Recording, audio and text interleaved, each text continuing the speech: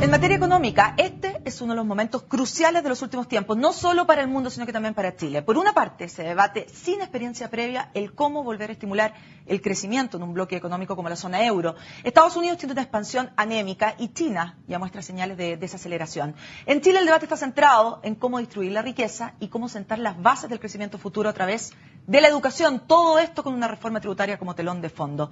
Muchos temas que abordaremos hoy con el economista y ex ministro de Economía, Juan Andrés Fontaine. Muchas gracias por estar con nosotros. Encantado, Marlene. Mucho gusto.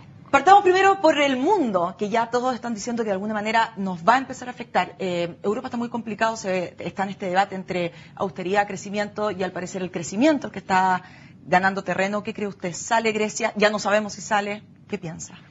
Marlene, primero hay que decir que el escenario económico que ha vivido Chile en los últimos 2 años y que seguimos viviendo hasta el día de hoy es favorable, con un precio del cobre muy alto, con un crecimiento mundial no muy fuerte, pero razonablemente bueno.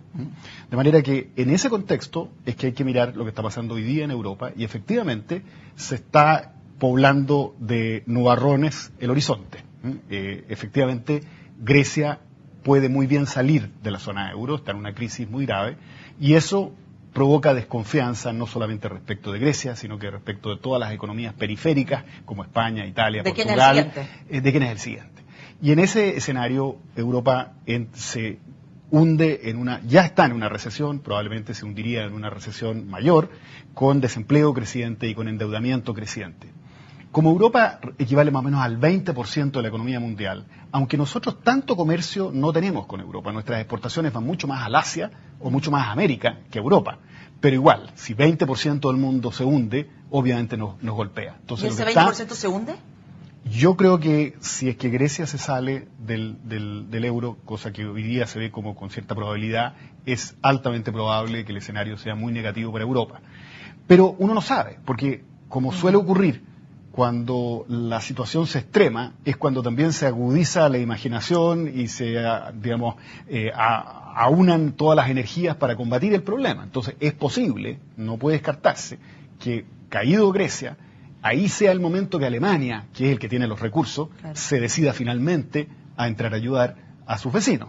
Y se decía realmente, porque hasta el momento sí lo ha hecho. Porque hasta el momento lo ha hecho, pero con cuentagotas. O sea, lo que se plantea es que podría haber una operación mucho más masiva de apoyo tanto fiscal como monetario al resto de Europa.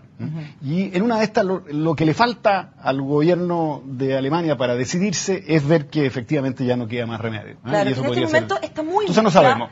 ¿Cómo lo ve usted? Porque en este momento está muy mezclada la política con la economía. Las decisiones que se van a tomar en Europa en este momento son de carácter mucho más político, que finalmente van a tener una consecuencia económica, pero van a ser mucho más de carácter político. Usted ha tenido cierta experiencia, obviamente, entre el mundo político y el mundo económico. ¿Cómo ve esto?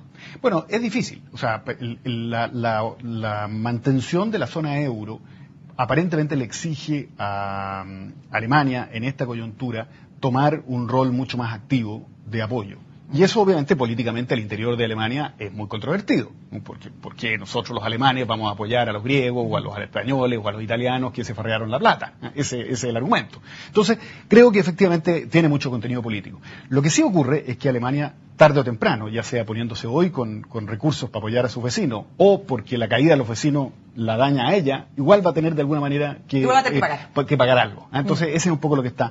Entonces, yo creo que efectivamente, y esto es importante para Chile, porque yo creo que efectivamente el escenario tiene una probabilidad importante de deteriorarse. O sea, el pronóstico meteorológico en este momento ve chubascos, digamos, en el horizonte. Entonces, ¿Chile está preparado para enfrentar estos chubascos? Está preparado, tiene condiciones fiscales y monetarias muy sólidas, pero bien sabemos, lo probamos en el chubasco anterior, que fue muy fuerte, el del 2009, que estas cosas golpean. Y eso, entonces, creo yo que exige, por una parte, gran agilidad por parte del gobierno en accionar las palancas anticíclicas que tiene en política fiscal y en política monetaria, eso por un lado, y por otra parte, focalizar la acción del gobierno en crecer, en basar nuestro crecimiento en nuestras propias fortalezas. Y eso es más ahorro interno y más eficiencia. A ver, pero ¿cree usted que en este momento el Estado debiera gastar más? Ya empezar con un plan de gasto como contracíclico, digamos, a los vientos del mundo. No, todavía no se genera el siniestro, por así decirlo. Esos son reacciones ante una vez que el siniestro ocurra. Y en cualquier caso, yo creo que más allá de actuar a través de gasto, que es un instrumento posible más ágil, son reducciones de impuestos. Y así se probó el año 2009, que parte importante de la reacción que tuvo el gobierno de entonces frente a la caída de la economía de Estados Unidos fue precisamente rebajas temporales. Entonces usted cree, y con esto entramos entonces al tema de la reforma tributaria, de la cual usted se ha manifestado absolutamente en contra, precisamente porque sí sube impuestos. A ver, dos cosas. Primero, cuando hablo de rebajas de impuestos frente a el siniestro de un eventual, digamos, colapso del euro o de Europa, creo que la reacción anticíclica ahí es una reducción temporal de impuestos y la reforma, o sea, transitoria de impuestos. La reforma tributaria lo que está planteando es otra cosa, es un cambio permanente en los impuestos para financiar determinados gastos. Entonces, yo no mezclaría los dos temas, son temas distintos. ¿No cree usted, por lo tanto, que este escenario actual, o este posible escenario actual, va a nublar, de alguna manera, la discusión de reforma tributaria? Bueno, siempre es posible, pero yo creo que no debería ser así. Son dos temas diferentes. Usted está... Ahora, respecto a la reforma tributaria misma, yo creo que tiene de dulce y de gras. O sea, tiene aspectos positivos y tiene aspectos negativos. Desde luego, yo no puedo sino compartir su objetivo, que es mejorar la educación. ¿Quién puede estar en contra de eso? Yo tengo serias dudas, sí, que el camino para eso vaya necesariamente por adjuntarle más recursos al sector. Creo que más importantes son los cambios de gestión en todo el sistema educacional que el aumentar su presupuesto. Y si de aumentar el presupuesto se trata, creo que el crecimiento económico por sí solo le genera al Estado algo así como 3.000 millones de dólares por año. Entonces, pero ese argumento es un poco falaz, porque muchas veces cuando aumenta la recaudación, o sea, aumenta el PIB del país, ¿no es cierto? Muchos de los gastos del Estado también son proporcionales a este. Por lo tanto, también aumentan los gastos del Estado. O sea, habría que ver. O sea, si precisamente el Estado aumenta su productividad y en consecuencia puede generar más y mejores servicios públicos sin necesidad de contratar más personal, esa diferencia es precisamente el ahorro que puede generarse en con el crecimiento. Entonces, no es cierto que el gasto público crezca necesariamente a la tasa de crecimiento del producto. Se puede perfectamente crear una diferencia, la hemos hecho en Chile en el pasado, y eso alimenta, me parece a mí, con suficientes recursos al sectores prioritarios como la educación. También está, desde luego, la posibilidad de hacer ahorros en otros gastos. Siempre hay espacio para ahorrar en el presupuesto fiscal y también mejorar los ingresos fiscales por otras vías. En la entrevista que usted dio, usted dijo que respecto al impuesto de las empresas, subirlo permanentemente un 20%, en ese punto usted no estaba de acuerdo. ¿Le parece que lo conversemos después de esta pausa? Encantado. Vamos a una pausa y a la vuelta conversamos esto con don Juan del Compré. Seguimos conversando con el economista y exministro de Economía, Juan Andrés Fontaine. Quedó pendiente el tema del 20% de aumento de impuestos a las empresas, el cual usted ya ha dicho públicamente que sienta un mal precedente a su modo de ver. ¿Es así? A mi modo de ver, subir el impuesto a las empresas necesariamente significa un costo para la economía, porque desestimula el ahorro, castiga la inversión, perjudica el emprendimiento, particularmente de las empresas pequeñas, medianas, sin gran acceso al financiamiento externo o al financiamiento del mercado de capitales. Ese costo hay que compararlo naturalmente con los beneficios que puede recibir el Estado con esos mayores recursos, por ejemplo, si los dedica a educación. Claro. Lo que yo creo que solo con muy buenas razones, en consecuencia, habría que subir este impuesto. Y pienso que, como comentábamos antes, dado que por otras vías el Estado puede obtener recursos suficientes para financiar la educación, no me parece apropiado hacerlo. ¿No cree usted, ya desde un punto de vista un poco más filosófico, que dado el momento de desarrollo de Chile, mantener un 17% de impuestos a las empresas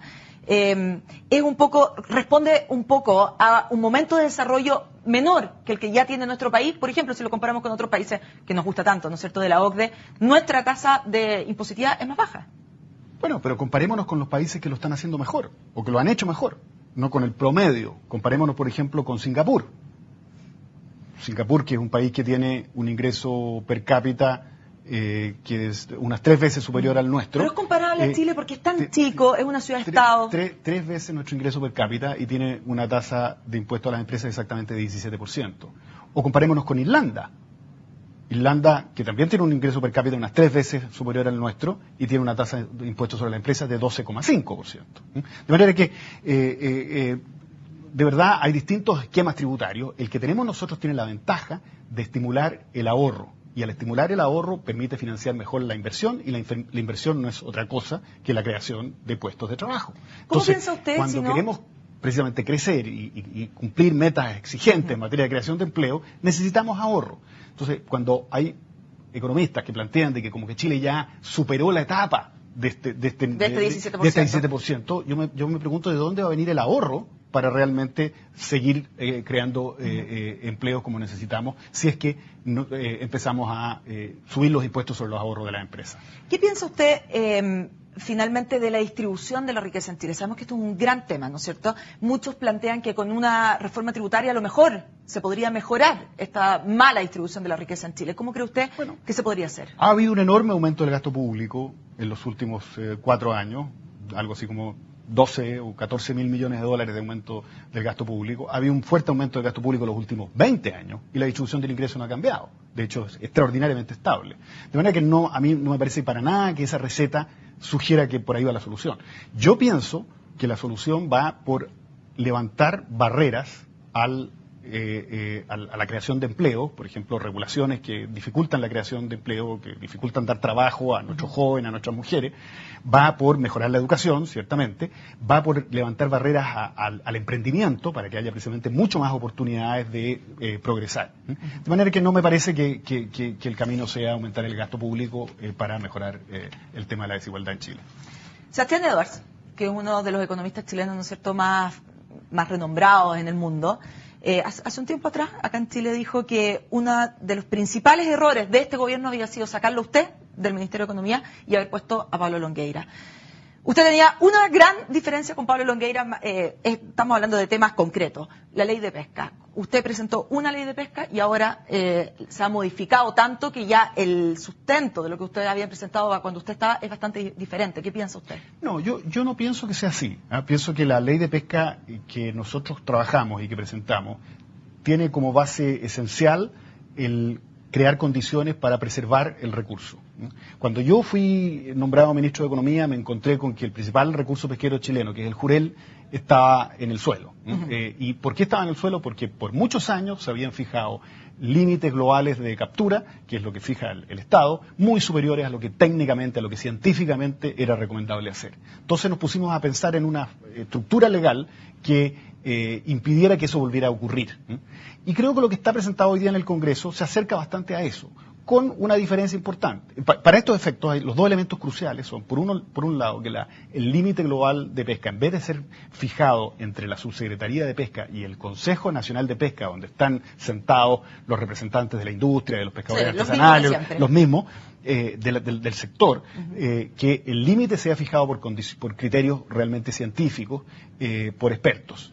Y lo que está presentado en el Congreso cumple esa condición, le saca al Consejo Nacional de Pesca facultad para decidir el límite global de pesca, lo deja como consultivo y son los científicos los que le recomiendan al gobierno un rango en el cual se fije el límite. Así que eso está bien.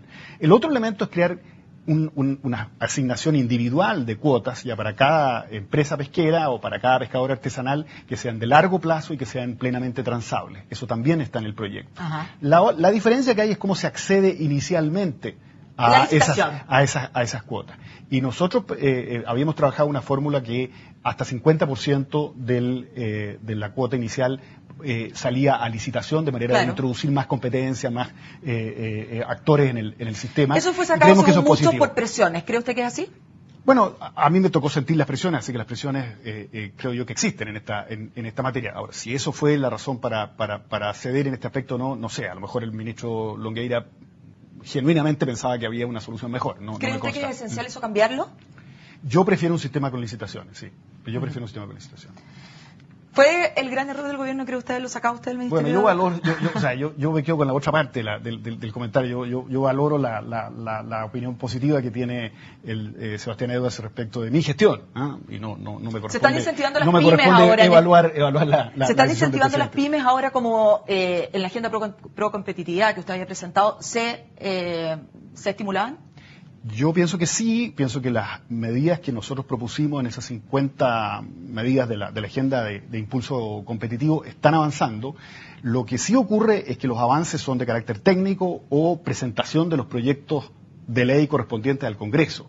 Y me parece a mí que la etapa difícil que viene ahora es lograr que esos proyectos rápidamente sean realidad, porque realmente lo que importa es que, digamos, se hagan... Que esto se traduzca en la realidad. Se traduzca en la realidad. Y ahí es donde yo creo que falta mucho más empeño, en mi opinión, de todo el gobierno, no solamente del ministro de Economía, de todo el gobierno, porque son leyes que, digamos, abarcan muchos temas, sí. Incluyendo naturalmente al propio presidente, en transformar esa agenda en el centro de la acción en materia de política económica. Y con esta coyuntura mundial, de la cual hablábamos al comienzo, en el cual el mundo deja de soplar viento favorable a nosotros desde el mundo y empezamos ahora quizás a enfrentar viento en contra, creo que con mayor razón tenemos que poner énfasis en ese tipo de medidas que son las que mejoran la eficiencia, inducen a los empresarios a invertir y a crear empleo. Juan Andrés, muchas gracias por esta conversación aquí en Agenda Económica. Encantado. Con esta entrevista entonces terminamos este jueves en Agenda Económica como siempre. Los invito a seguir junto a CNN en Chile.